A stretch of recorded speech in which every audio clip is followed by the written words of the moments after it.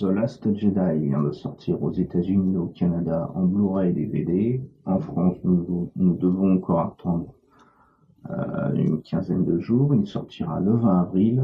Pourtant, nous avons pu, grâce à Disney France, voir 3 des bonus qui se trouveront dans ce Blu-ray. On vous en parle maintenant. Je suis Sylvain Morcan. Bienvenue à Star Wars en direct express.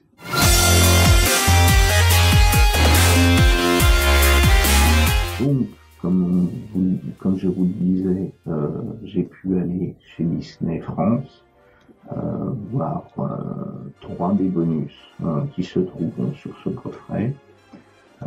Une scène coupée, un petit documentaire et le gros making-of, un bon gros morceau.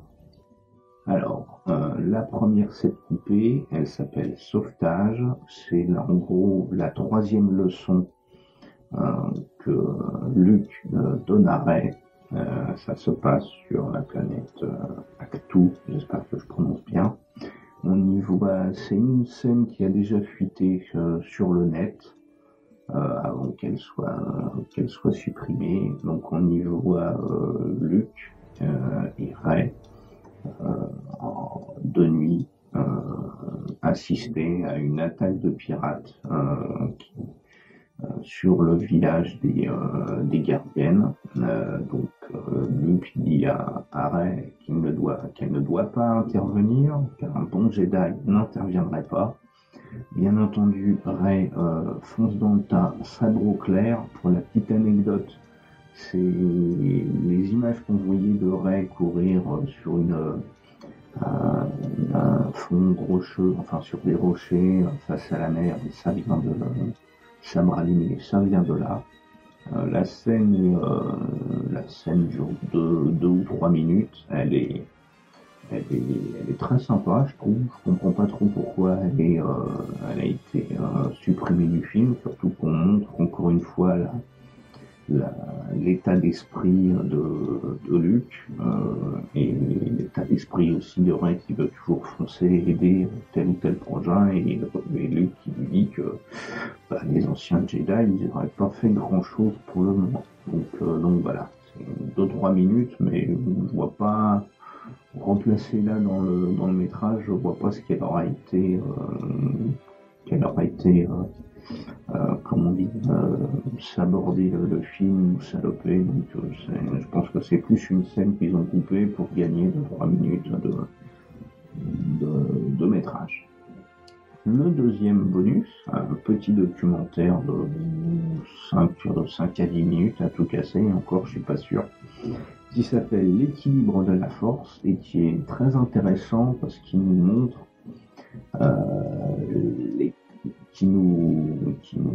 ou c'est surtout Rian Johnson qui nous explique comment il voit la force pour lui.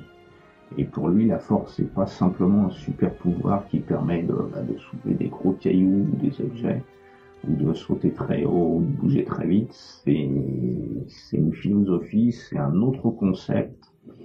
Je pense que c'est à voir pour tout le monde, et surtout pour ceux qui n'ont pas aimé sa vision des Jedi et de la force, justement, parce que alors ça vous fera pas forcément changer d'avis, mais ça vous permettra au moins de savoir comment lui voit la force. C'est un beau documentaire à voir, et c'est, comme d'habitude, c'est passionnant, c'est pas du tout commercial.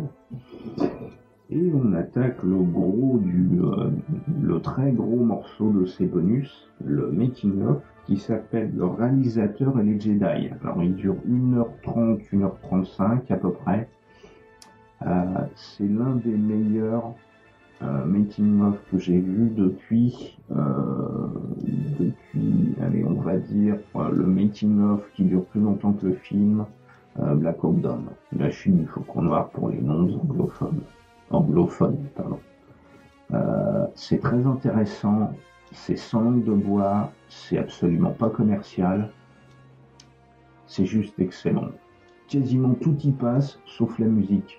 On a tout, le planning, la partie finance, des doutes à la fois des acteurs et du réal, la fête de fin de tournage, la vie du tournage, du comment ça s'est passé en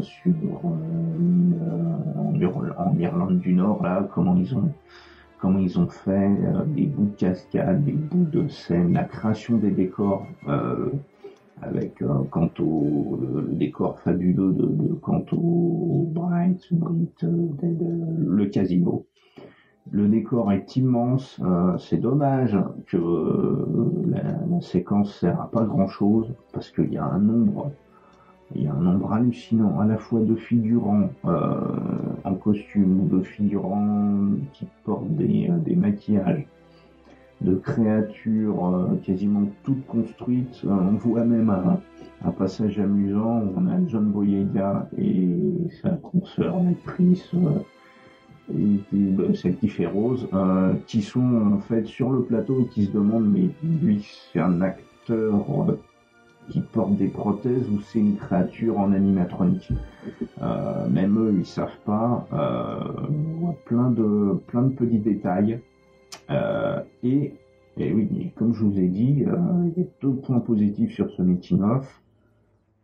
C'est qu'il n'est pas du tout commercial, alors qu'au niveau des autres, nous sommes habitués à des making-of où on vous dit que le réalisateur c'est le meilleur, l'actrice principale c'est la meilleure, l'acteur principal c'est le meilleur, même le figurant en bas à droite dans la scène de foule où il y a 656 personnes, le gars c'est le meilleur, que le producteur c'est le meilleur. Là c'est pas du tout ça, on voit vraiment les propres doutes à la fois de Rian Johnson qui pense qu'il est complètement lessivé. Ils ont eu sur 125 jours de tournage, ils ont juste eu une coupure de 10 jours à Noël. C'est vous dire s'ils vont en avoir plein le cul à la fin. Les doutes aussi de Mark Hamill, parce que c'est ça aussi la blague. Je crois que le making of commence en gros par Mark Hamill qui dit face caméra qu'il n'aime pas du tout ce qu'a fait Rian Johnson de Luke Skywalker.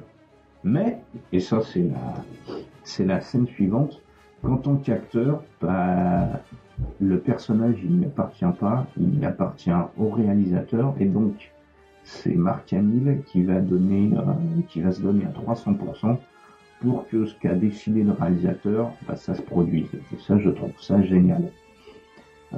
Et on a aussi confirmation que le titre en VF ne veut absolument rien dire, parce qu'on a filmé de loin une petite scène intimiste alors si je dis pas de bêtises, dans le décor sur Act 2, mais dans la cave à Ray, pour la scène au miroir, c'est super, parce que je pensais que cette scène-là était entièrement en image de synthèse. Pas du tout. Ils ont utilisé une technologie, vous irez voir, c'est super impressionnant. Ah oui, et donc on a le moment intimiste entre Mark Hamill et Rian Johnson, où ce dernier annonce en premier par quelques-uns du marketing, j'imagine Kathleen Kennedy, le titre du film The Last Jedi. Et Mark Hamill répond c'est moi, et Johnson lui dit oui c'est toi, The Last Jedi. Et c'est marrant parce que les sous-titres ils ont gardé le titre français, les derniers Jedi. Ah mais c'est moi, oui. Bande de boulets. Donc voilà. Donc moi j'ai qu'une hâte, c'est d'avoir le film. Pour me voir l'envoyer, pour aller mater les 13 autres scènes coupées. Il y en a pour une demi-heure à peu près de scènes coupées, de ce qu'on nous a dit. J'espère qu'elles seront toutes de bonne qualité, que celles qu'on nous a présentées. Et voilà, donc on a hâte de nous, Français, de mettre la main sur le Blu-ray. J'espère que pour vous, ceux qui l'ont déjà, vous aimez à la fois la qualité du film, et des bonus.